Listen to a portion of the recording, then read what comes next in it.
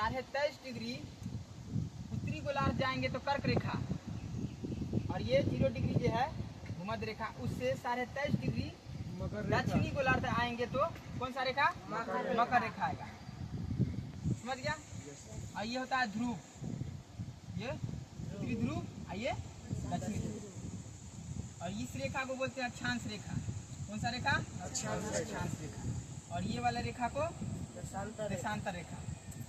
अब देखो, उत्तरी गोलार्ध के कर्क रेखा और दक्षिणी गोलार्ध के मकर रेखा के बीच के क्षेत्र को क्या, कौन सा क्षेत्र बोलते हैं? उष्ण कटिबंध। क्यों? यहाँ भयानक गर्मी रहता है, इसलिए इसको क्या बोलते हैं? उष्ण कटिबंध।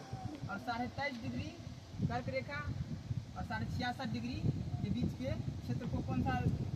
शीतोष्ण कटिबंध।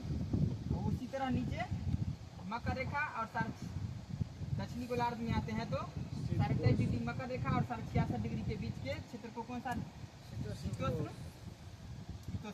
कटिबंध।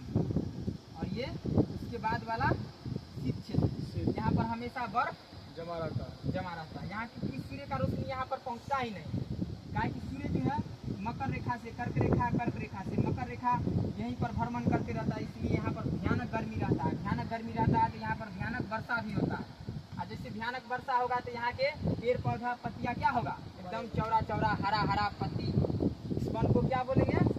सदाबहार। समझ गया?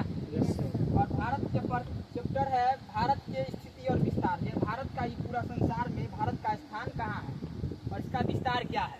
तो भारत जो है जस्ट भारत का स्थिति पूछेगा, क्या बताएंगे? भारत कहाँ स्थित है? तो उत्तरी गोलार्ध और पूर्वी देशांतर के बीच स्थित है। भारत की स्थिति कहाँ है? उत्तरी गोलार्ध और पूर्वी देशांतर के बीच स्थित है। समझ गया?